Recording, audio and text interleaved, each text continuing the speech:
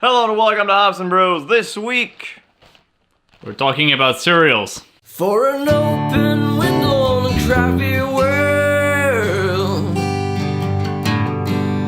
Max and Chris from Ups and Brews. Ups and Brews. Welcome to Ups and Brews.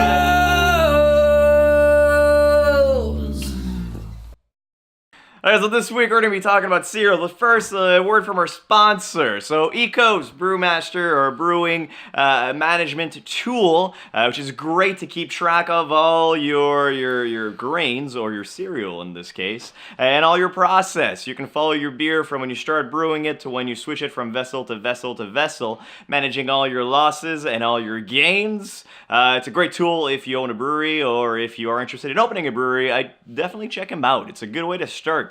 Yeah, check them out.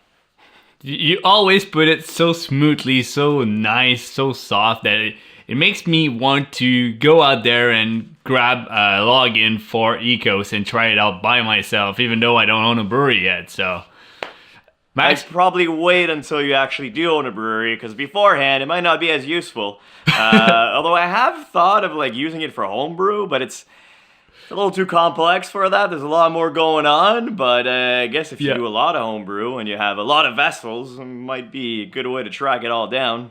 But that could be anyway, fun. That could be fun. Cereals.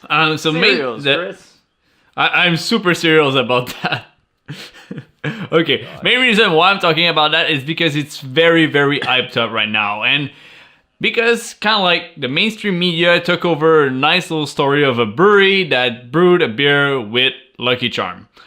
But just to take you back a little bit further, or a bit, not further, but down the cereal road, a brewery out there in Manchester in UK brewed an IPA with cornflakes last year. So this beer was brewed with 60 kilos of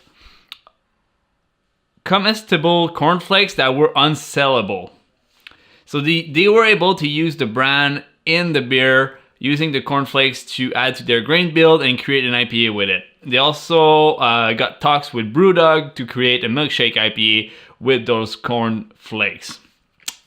But also what happened, a brewery in Quebec brewed a Fruit Loop milkshake IPA that turned out to be copy striked in the last week. They received a letter from Kelloggs Canada saying that they can't use the Toucan and the Fruit Loop brand in their beer to promote it and to sell it, which brought me That's to... fair, because Dominion City did a Fruit Loop beer I want to say a couple of years ago, but they didn't put any indication of that on the actual product. It's funny you should say lawsuit and stuff like that, because Stray Dog also had some troubles when they had the hat, and they had Gord Downey's hat. Yep. And they got in trouble for that. Not for the name necessarily, but for using the physical images.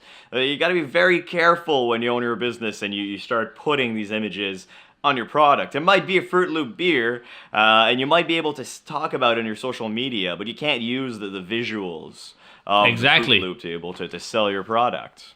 Very interesting. Which brought me to this Lucky Charm beer that everyone's talking about. So everyone was like, man, it's disgusting where beer is going. Oh, it looks tasty. I want to try it. I got people from all over different spheres of my friends, I guess, like beer friends, non-beer friends, that were kind of like, do you know about that? Like, is it doable for real? Will it be good or not? So I want to get the right fit with the marketing minds that me and Max have with the background. Like, they'll probably get hit by our lawsuit with that.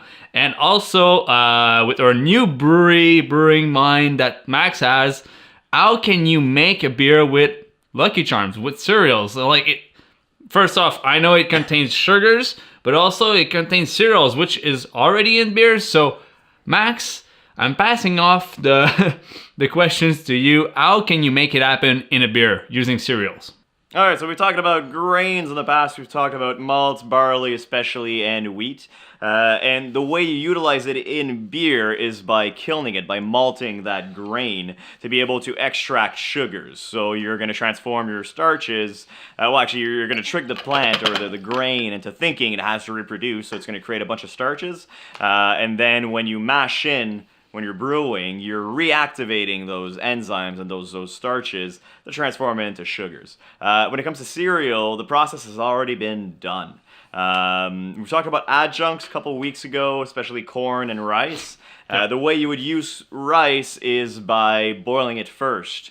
Same concept as your grains, but the reason why you're doing that is to activate all those sugars to make them usable. It's a little different with corn in the sense that it's already pure sugar. There's no enzymes to transform that starch. So that's why you need other grains to have those enzymes. When it comes to cereal, it's already flaked. There's a concept. You can buy some flaked rice. So it's already been boiled. It's already been processed. And corn flakes is exactly that. It's already your grain, your cereal has already been flaked, so it's already been activated. It's already all sugar that you can use easily in your beer. So yeah, technically you could almost do 100% cereal beer if you really wanted to. Pick your cereal, it's gonna work kind of deal. But it's more gimmicky. Yeah, it's doable, but it's gimmicky. Even the Dominion City beer was great, but they added lactose to it. They added some fruits to it. They tried to like boost those flavors.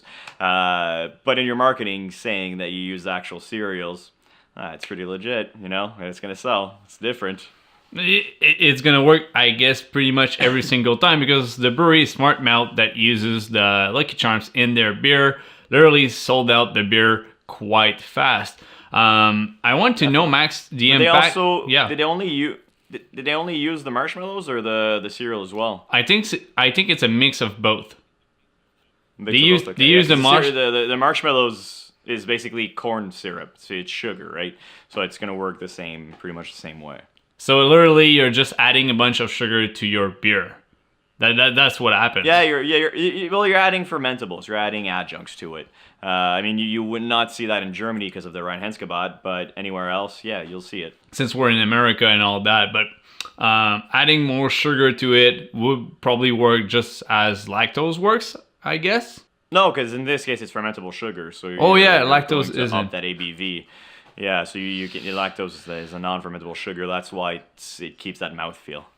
I'm still having issues with lactose. That's why, sorry. But I'm not debating about it. I'm not talking about it. I want to keep the conversation going around the fact that it's cool to see, I guess, more inventive ways to do it. What I like about this kind of like cereal, I don't think it's a trend, but what I like about it is that it's using from the UK brewery that's doing it, the Seven Brothers brewery, is using unsellable goods in a beer, just like the Loop Project here in Montreal that's using, I guess, non-sellable fruits and non-sellable bread to brew like lower ABV beers, and they're really nailing it. It's really good beers, and I think it's also a good cause. Like, you're using stuff that will probably get thrown out either way, so I think it's moving. It's like Budweiser and the rice. The Budweiser and the rice they use, it's not fit for human consumption. So that's why they have that rice, because it's cheaper. So yeah, using ingredients that are non-conventional but can be kind of recycled, yeah, it's pretty good. It's not a bad idea. It's just the same way like brewing brewing with spent grain with like older grains from like higher ABV beers. Have you already seen that? Yeah, like a party guile? Yeah, it's a party guile. So one of the reasons why party giles were invented, and I'm not going to go into it. If you guys want to know more about party giles, let me know in the comments below. I guess it's going to be our next 101, right? They're pretty interesting. Yeah, maybe. They're pretty. It's a pretty interesting concept. It's a cliffhanger. We made a cliffhanger. That's good. It is good. Yeah, I don't have any. If you like this video, please subscribe, like, share. And if you want to know more about party giles, let us know in comments below, and we'll do a 101 on party giles. Yeah, and ring the bell if you want to get notified every single time one of those new video comes out. And yeah.